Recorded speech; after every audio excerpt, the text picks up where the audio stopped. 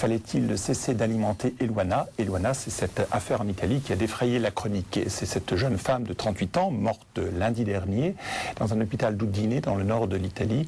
Depuis 17 ans, elle était plongée dans un coma végétatif suite à un accident de la route. Et vendredi dernier, on avait cessé de l'alimenter artificiellement. C'est son père qui le demandait depuis plusieurs années et qui avait obtenu gain de cause auprès de la justice. Mais ce cas a divisé toute l'Italie. Il a mobilisé l'Église et l'État, et le chef du gouvernement, Berlusconi, s'est même opposé au président de la République, Napolitano, sur ce difficile dilemme. Alors, comment définir, pour des cas toujours très particuliers, une règle générale? Quel rôle doit jouer le corps médical et la famille dans ces choix délicats? Et en France, cette loi Leonetti que nous avons sur la fin de vie, avec ses récents amendements notamment, apporte-t-elle une réponse satisfaisante? Mais tout d'abord, avant de passer la parole à nos invités, et pour nous rappeler cette douloureuse histoire de cette jeune femme italienne, Eluana, je vous propose de regarder un petit sujet en images qui a été concocté par l'agence romaine H2O News et qui nous résume la fin de Eluana. On regarde ces images. La mort d'Eluana Englaro, la jeune femme italienne de 38 ans, plongée dans un coma végétatif depuis 1992 après un accident de la route, n'a pas le dernier mot, a déclaré le porte-parole du Saint-Siège. C'est en ces termes que le père Federico Lombardi, directeur du bureau de presse du Saint-Siège, a commenté la mort d'Eluana par arrêt cardiaque, survenu lundi soir, soit 4 jours après le transfert de la jeune femme à la maison de repos La Quillette d'Udine, dans le nord de l'Italie, alors que le Sénat était réuni pour examiner un projet de loi destiné à empêcher l'arrêt de son alimentation et de son hydratation. Maintenant qu'Eluana est en paix, a déclaré à Radio Vatican le père Lombardi, nous souhaitons que cette affaire, après tant de discussions, soit pour tous un motif de réflexion sereine et d'une recherche responsable de la meilleure manière d'accompagner les personnes les plus faibles, en respectant dûment leur droit à la vie, en les entourant d'affection et de soins empressés. Vu les circonstances, la mort d'Eluana ne saurait ne pas laisser un voile de tristesse, a-t-il poursuivi, soulignant cependant que pour le chrétien, la mort physique ne constitue jamais le dernier acte. Ainsi, au nom d'Eluana, nous continuerons, a-t-il dit, à chercher les moyens les plus efficaces de servir la vie. La conférence épiscopale italienne s'est unie à la grande douleur causée par la disparition d'Eluana. Elle fait appel à tous afin que cet amour pour la vie humaine, de la conception jusqu'à la mort naturelle, ne fasse jamais défaut.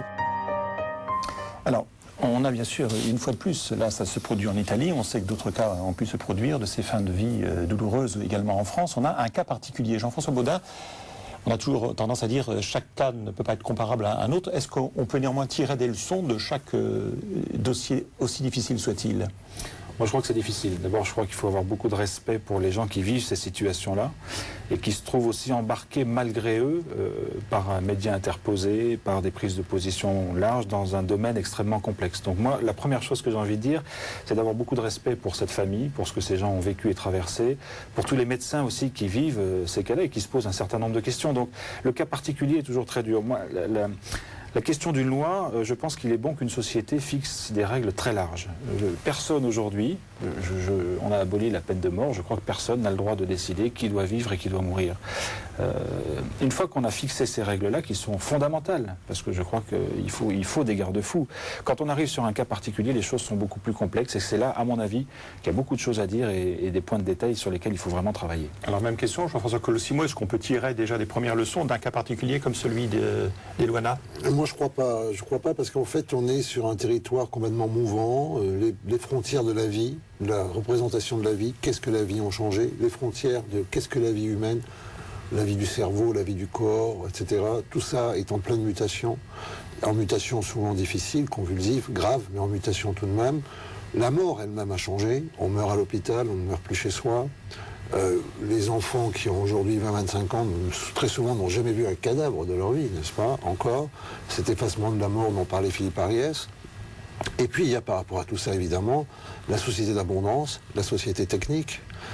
Et dans cette société technique, cette espèce d'individu roi qui est l'héritier de cette liberté de conscience qu'a fabriqué le christianisme, si ce n'est que le christianisme l'entourait de valeurs, et qu'aujourd'hui cette liberté devient une valeur en soi. Et voilà que là, on se retrouve face à une contradiction énorme. C'est ce fameux paradoxe de la culture de mort, qui est une culture de vie néanmoins, qui est une culture de la liberté, dont parlait très bien le pape Jean-Paul II. Alors, est-ce qu'il faut que les églises, je dirais, arment le bras du législateur? je ne suis pas sûr que ce ne soit pas une espèce de combat en quelque sorte perdu d'avance, parce que je ne suis pas sûr que ces cas soient aussi décisifs finalement qu'on le dit, si ce n'est que leur accumulation montre que nous sommes en mutation et nous ne savons pas vers où nous allons. Et alors, les églises se prononcent bien souvent sur ces cas-là, notamment sur ces fins de vie. Je me souviens d'une déclaration faite en avril 2007, à la fois par le grand rabbin de Paris et par le cardinal 23, qui déclaraient ensemble que l'alimentation artificielle était due en toutes circonstances. Autrement dit, quand on a le cas comme celui d'Eluana en Italie, on n'a pas le droit de cesser d'alimenter.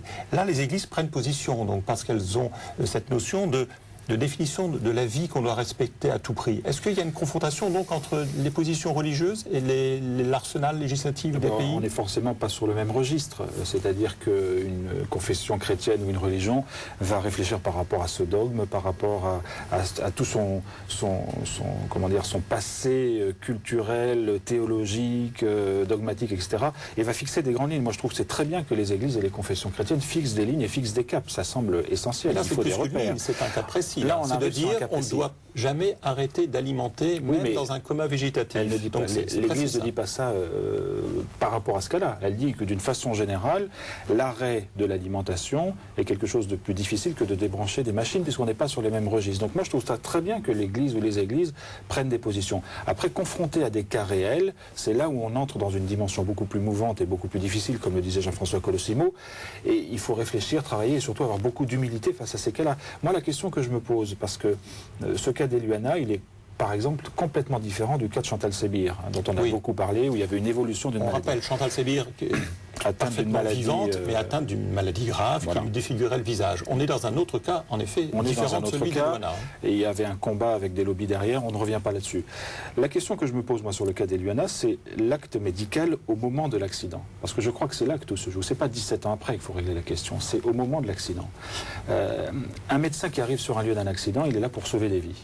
Donc, grâce à la technique qui est améliorée et à un certain nombre de procédures, aujourd'hui, il est capable de faire une intervention qui, dans 99% des cas, va sauver quelqu'un, va la remettre debout, même s'il y a des séquelles, etc. Et puis, dans 1% des cas, on va aboutir à ce cas d'Eluana. À mon avis, c'est là qu'il faut qu'on se pose la question. Et attendre 17 ans pour choisir, c'est là, à mon avis, qu'il y a quelque chose de terrible. C'est au moment de l'accident lui-même qu'il faut réfléchir. On est parfaitement d'accord. C'est ce qu'on appelle l'acharnement thérapeutique qui est responsable aussi de ces situations, c'est-à-dire la victoire de la raison humaine sur la fatalité qui permet d'un coup des prolongements d'états de vie dont on ne sait plus très bien comment les qualifier au fond, parce que la seule certitude qu'on a, c'est que ça ne correspond pas exactement à ce que nous appelons la vie, et que pourtant c'est pas la mort non plus, au sens où nous entendons la mort aussi. Donc cet acharnement thérapeutique, évidemment, il provoque des cas très différents. Pour aller très vite, c'est ce que font les moralistes, on distingue l'euthanasie passive, celle où en fait on laisse mourir, voilà, l'euthanasie active où on aide à mourir, voilà, c'est ça. Où on laisse mourir, ou alors on sait qu'on vous administre des médicaments qui font que ces médicaments auront un effet délétère de toute façon. Des cocktails létaux. Bien que ce ne soit pas le but, n'est-ce pas, hein? Le but n'est pas de vous tuer, mais de vous soulager. En vous soulageant, on sait qu'on risque. C'est ce que prévoit la loi Leonetti en France, c'est Elle entérine une pratique constante des hôpitaux, il faut le dire. Je veux dire, il faut quand même le dire. Là, c'est parfaitement dans les mœurs.